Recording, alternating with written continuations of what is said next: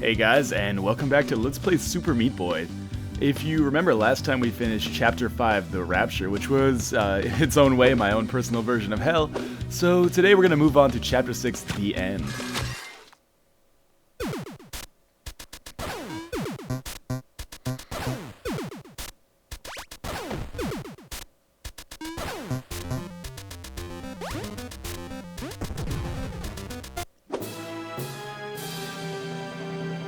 So, before we really get started, I would be remiss if I didn't offer at least a little bit of a spoiler warning.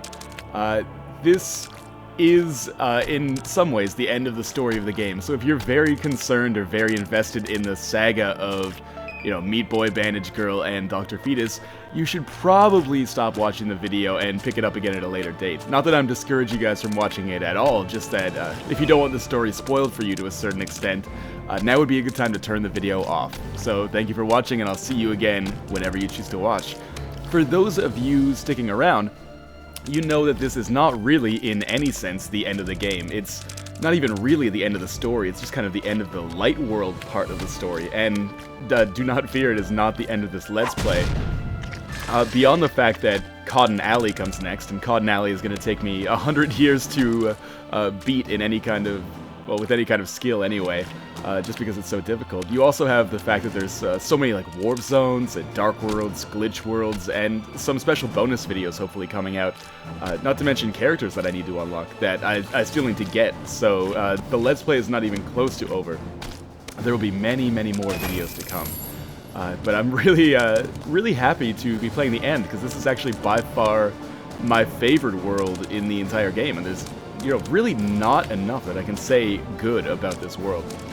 I guess I'll really focus on two things. One is, I think the level design is absolutely fantastic, and I think here, more than anywhere else in the game, they really nailed the problem of getting the difficulty absolutely perfect. So, these obstacles are difficult, don't get me wrong, and these levels are actually quite hard, even though I wouldn't say breezing through them, but they actually feel like levels that you can complete on your first try as long as you're operating at peak performance, let's say. As opposed to some of the levels in Rapture, which you just have to basically do trial and error just to figure out how to navigate the obstacles. We've seen all of these obstacles before. This is just the perfect arrangement of them in order to make the game just the right level of challenge. The other thing I want to say is that the music here is really fantastic. And it kind of evokes that like cinematic Lord of the Rings type quality of being, conveying the atmosphere of both purpose and urgency, because really, at this point in the game, we are preparing for what we expect to be the final showdown, even though that might not necessarily be the case. And I apologize if I'm being a little bit too intellectual or heady in my analysis of what, let's be honest, is an Xbox Live Arcade game. But really, I think more than most Xbox Live Arcade games, this actually comes close to deserving criticism on the level of art criticism, and I mean, I think when we get to the year-end awards for gaming, that will validate me to some extent, because I'd be very surprised if this did not win handedly a lot of awards during video game awards season, whenever that may be. So yeah, again, really not enough that I can say about this world. I think it's one of the great achievements in gaming this year. Now, so far it's been a perfect run, but that does get botched a little bit once I get onto this level. This is 6.5 Omega, and if it's your first time playing through this level, expect to die dozens of times, if not maybe upwards of 100 times. Every time you see me successfully navigate an obstacle here, even the tiniest saw or the smallest jump, it's only by virtue of the fact that I've died so many times on it that I've gotten it to the point where I can do this run relatively flawlessly, even though there was a little bit of clever, stealthy editing that I put in right there. The hardest obstacle in this level is actually coming up right after you get this key. You have to jump off the wall and then kind of glide down in the opposite direction, and that's something that I didn't even really know was possible until the game essentially prompts you to do it right there. And again, that's just the genius of the level design, again, doing new things with the same obstacles that they used in previous worlds. So, now we're on to Dr. Fetus.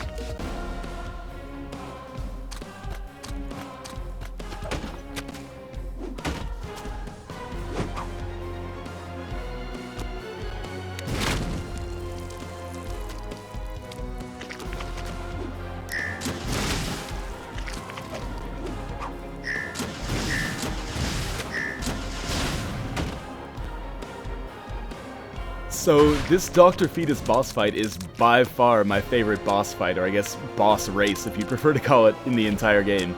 It's relatively reminiscent of the boss from Chapter 1, The Forest, which is a robot chainsaw-wielding Dr. Fetus.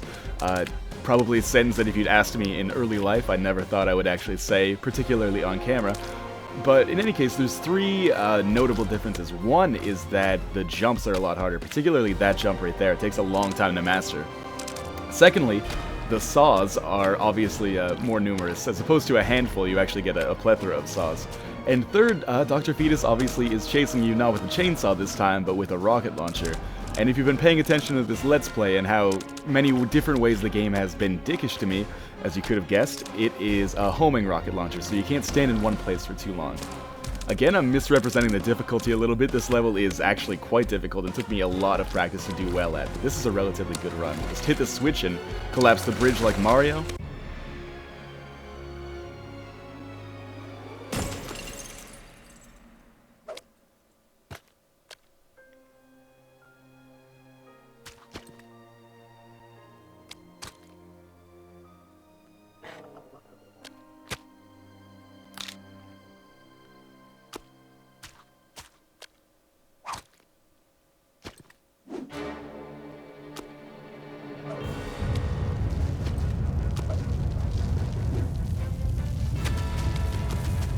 So as you might have guessed, the game can't let us win that easily. So we actually do have to do a little bit of an epilogue level, and I will miss that jump 99 times out of 100 if you let me. Essentially, what you're trying to do here is get out of Dr. Fetus's castle as it self-destructs around you. Luckily, despite the fact that there's explosions going on all the time, you don't really have to watch out for those. They can't kill you. You just have to, as you do in every other level, watch out for the saws, or you'll be killed instantly. One of the things I like about the kind of artistic intention on this level is that, for the most part, it's just dead silence. I mean, there's a little bit of music to start out that I've had to edit out just by virtue of the fact that I've died. But for the most part, it's just stark silence, which is really nice, and it's kind of a good artistic decision, I feel. And again, I apologize if this analysis seems a little bit heady, but I do consider this game somewhat on the level of legitimate art. So another thing to mention is this actually is one of those levels that requires a lot of practice, and it can be very frustrating despite the fact that we've seen all these obstacles before, so that everything's familiar. But again, you have to be pretty much pixel perfect for a lot of these jumps, and they're quite long, so that magnifies the difficulty somewhat. But here we are at the end, and I'll give you the cutscene.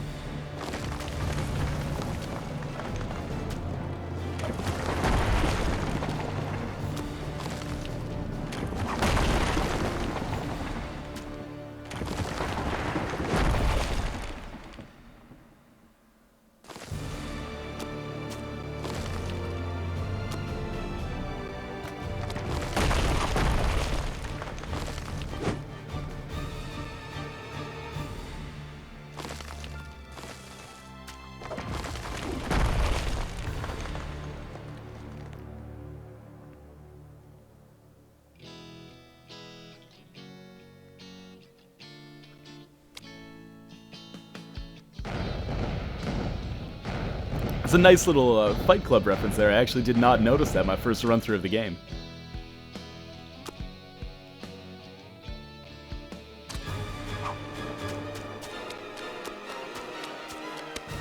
Yeah, so that is the end of the end, and before I keep going here, I want to reiterate the fact that this is not even close to the end of the game, much less the Let's Play. Lots more gameplay contained therein, and lots more videos to come. But because this is somewhat of an end to part of the story, and I don't want to spoil it any more than that, but inevitably some of you are going to choose to stop watching at this point because you'll consider this to be the conclusion. Well, in that case, I just want to give credit where credit is due while I still have an audience, so everyone gets proper acclaim. First, I really want to thank Team Meat for coming out with such an amazing game at a pretty affordable price on Xbox Live Arcade, a good distribution method. Secondly, I really want to thank Mushman from the Let's Play forums, without whose technical know-how, this Let's Play would have taken probably 10,000 times longer to both make and distribute, so he deserves a lot of your praise as well for getting these videos out as quickly as possible. Finally, and by far most importantly, I really want to thank you guys for watching. This Let's Play's really had an unprecedented and unexpected level of support that I never would have anticipated when I started it. And it's really thanks to you guys watching and commenting and participating in basically every way that you have been that has given me the enthusiasm and zeal to get these videos done and recorded as fast as I did. Because, you know, they're not that work intensive, but it takes a lot of effort. So you guys really kept me going, so thank you for that. And I want to say that even though I don't get the time to respond to all of your messages, no matter how you get them to me, I do read them all. Thank you again. The end!